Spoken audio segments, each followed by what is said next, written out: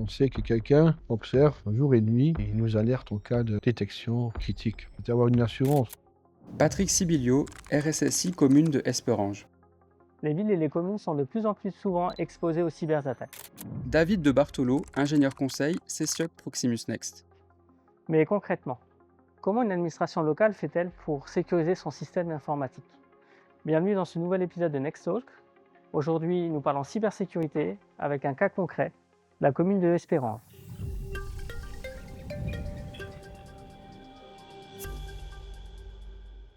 Alors Patrick, tu es RSSI de la commune de Esperange.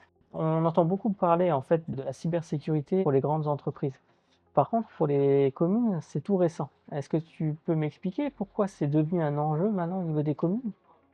C'est surtout la directive NIS 2 qui fait que les communes, ainsi que toutes les administrations qui sont parties du scope, devront mettre en place un programme de cybersécurité pour pouvoir répondre à la directive. Nous, la commune, elle a anticipé et ils ont pris le choix l'année dernière de mettre en place un programme de cybersécurité pour d'abord avoir une réponse à la directive et surtout pour se protéger des menaces actuelles. Et donc justement, pour renforcer cette cybersécurité, tu as décidé de mettre en place avec Proximus Next un SOC. Pourquoi en fait? Pourquoi? Pour revenir à la directive 2, il y a 2 obligations. D'une part, il y a la détection et le deuxième, c'est la réponse à l'incident. Et Proximus Next, avec le service CSIOC et CSIRT, ils répondent aux 2 besoins.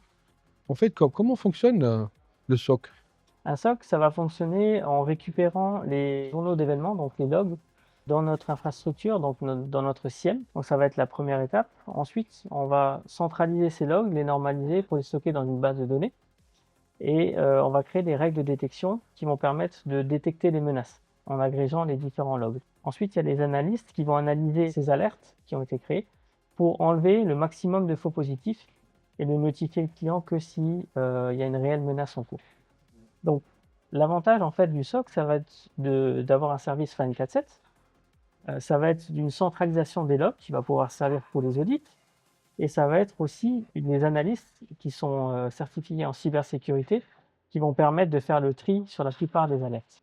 Nous, dans notre cas, on a défini plusieurs sources. On a les pare-feux, on a les endpoints avec l'EDR, il y a Sentinel qui est aussi dans le scope.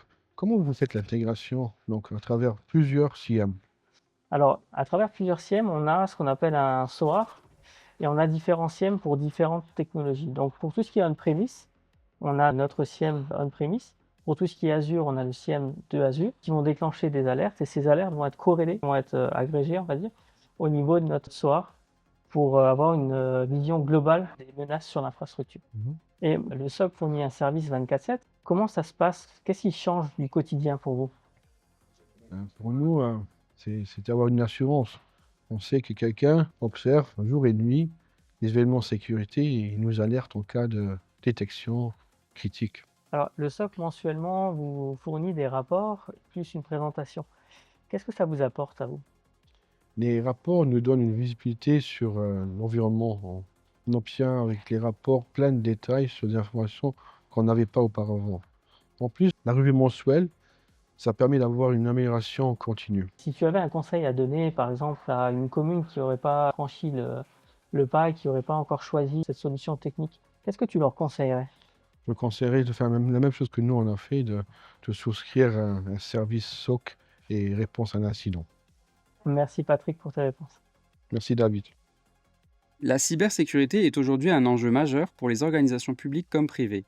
Grâce à son Security Operations Center, Proximus Next accompagne ses clients dans la détection, l'analyse et la réponse aux cybermenaces 24 heures sur 24. Merci à la commune de Esperange pour ce retour d'expérience. Retrouvez tous les épisodes Next Talk sur Spotify et YouTube. À bientôt!